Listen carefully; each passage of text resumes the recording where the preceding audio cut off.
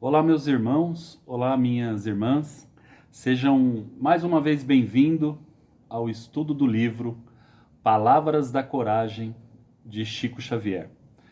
Hoje nós vamos falar do capítulo 5, que fala sobre retalhos do pensamento. Para quem está acompanhando com o livro ou baixou o livro da internet, eu fiz algumas traduções, algumas adaptações de algumas palavras aqui, para a leitura e o entendimento ficar mais fácil, tá? Então pode ser que uma palavra ou outra não bata com o que você está lendo, porque eu fiz algumas adaptações, tá? Então vamos lá. Vamos para a primeira frase de hoje. Apreciando os outros, sintetize amando para ajudar, mas no exame de você mesmo, analise tudo, julgando sempre. Então, quando a gente recebe do outro, quanto menor a carga de julgamento, melhor. Quanto menos você julgar o seu próximo, melhor, né? Agora, quando é com relação a você, aí sim, você tem o direito e o dever de julgar as suas atitudes e os seus pensamentos.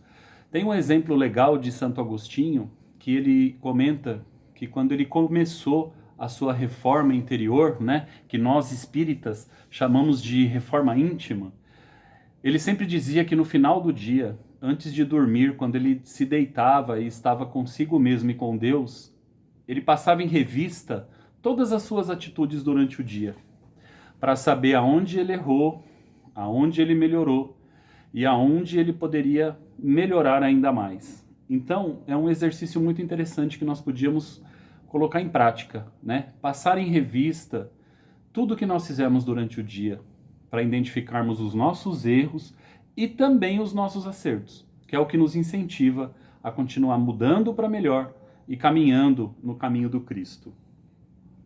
Frase número 2. Sem o adubo da caridade, não haverá fruto na prática da fé. Quando a gente comenta de fé, a gente precisa entender a fé em prática.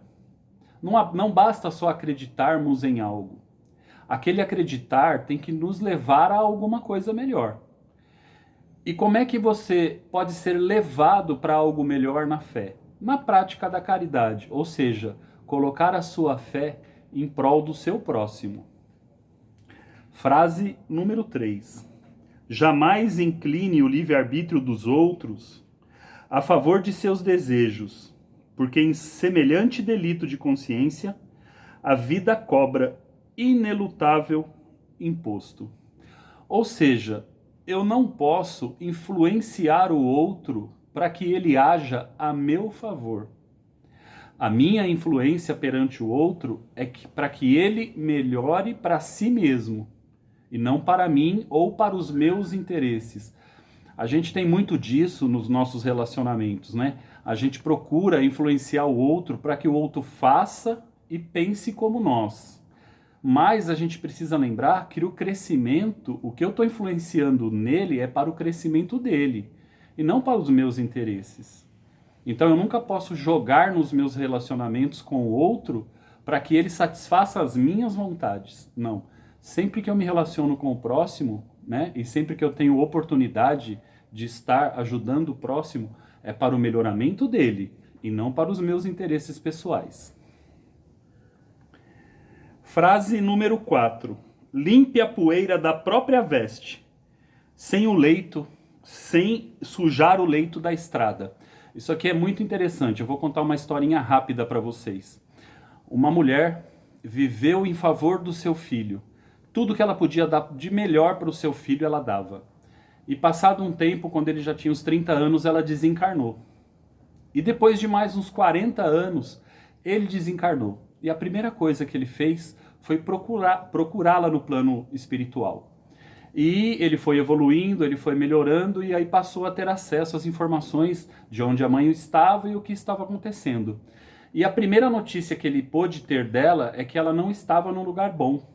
E aí ele questionou, falou, nossa, mas ela foi uma mãe exemplar, né? Uma esposa maravilhosa, uma companheira maravilhosa, sempre deu de tudo para nós, só trabalhou a vida toda para nos dar o de melhor. E por que ela não está num lugar bom agora? E aí o Espírito esclareceu que para que ela fosse o melhor para a família dela, ela prejudicou, ela pisou em muita gente no trabalho. Para ela ter uma ascensão profissional, ela prejudicou muitos colegas que trabalhavam com ela. Então, para que ela fosse a melhor pessoa do mundo dentro de casa, fora de casa, ela prejudicou muita gente. Então, para que ela tivesse coisas boas, né, para que ela, na concepção dela, tivesse boas vestes, né, ela sujou a sua caminhada, a estrada de onde ela caminhava. Então, nós precisamos melhorar sim, sempre que temos oportunidade, mas nunca sem prejudicar o outro, jamais prejudicando o nosso próximo. Então, fica essa lição e essa reflexão, né? Limpe a poeira da própria veste, sem sujar o leito da estrada. Eu não posso manchar o caminho em geral, porque eu estou limpando o meu caminho pessoal. Frase número 5. Busque sempre o melhor, para que o melhor esteja a seu trabalho. Lei de plantio e colheita, para que eu colha o bem, para que o bem haja ao meu favor, eu tenho que plantar o bem. Então, sempre que eu planto o bem, que eu vivo no bem, é o bem que eu vou colher. É o bem que vai estar a favor do meu trabalho, da minha caminhada, das minhas relações profissionais, pessoais. E a gente não está falando de bens materiais, tá? O bem que a gente está falando é o bem moral, é o bem espiritual, é o bem que nos protege. Frase número 6.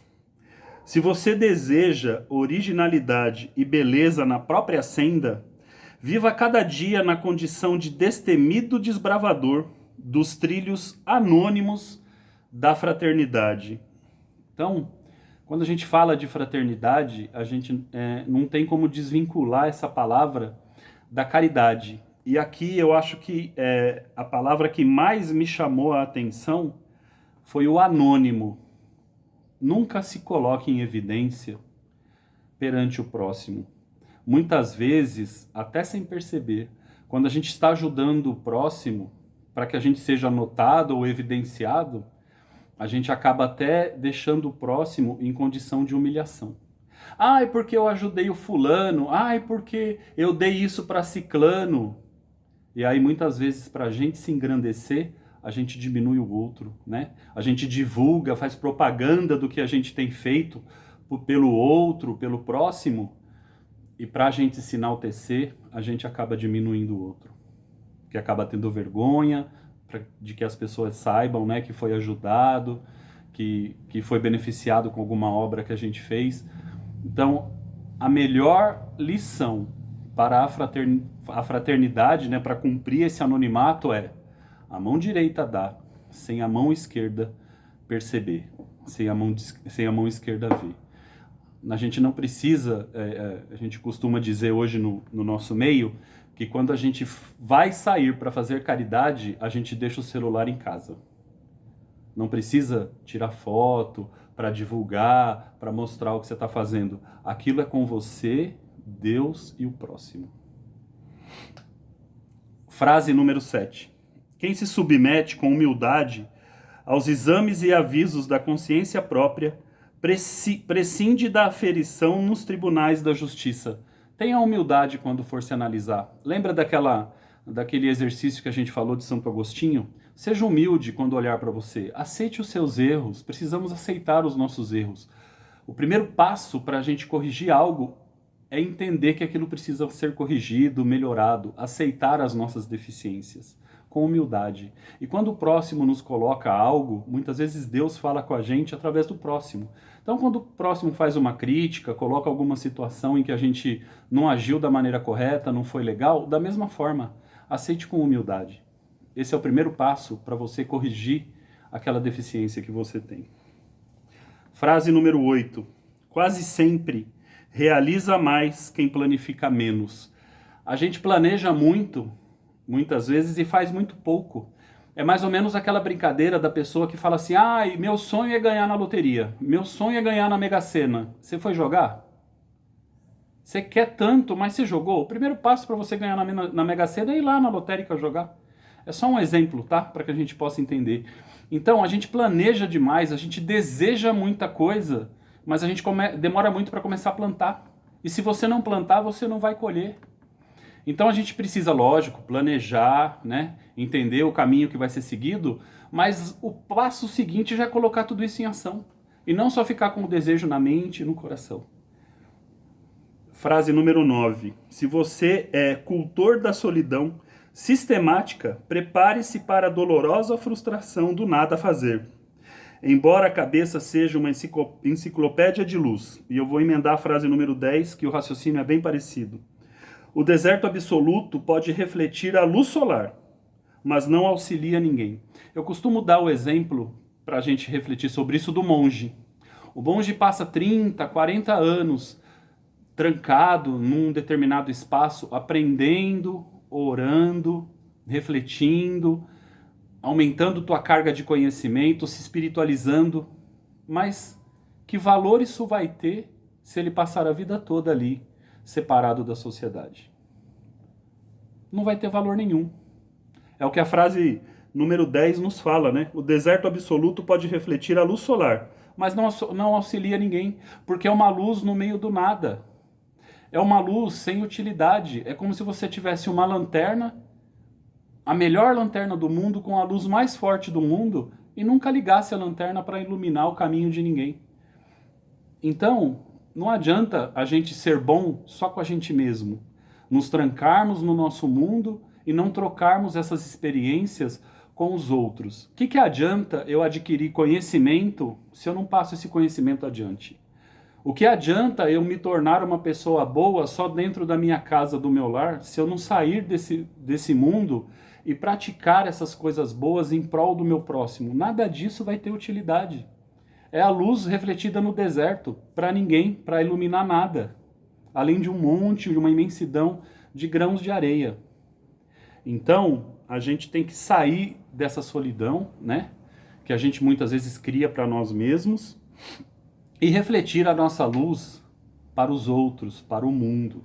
Senão, a luz que a gente busca e que a gente tem conseguido aumentar em nossos corações não vai ter utilidade. Essa é a lição de hoje. Eu agradeço a vocês que chegaram até o final desse vídeo. Que Deus nos abençoe e nos ilumine. Fiquem com Deus.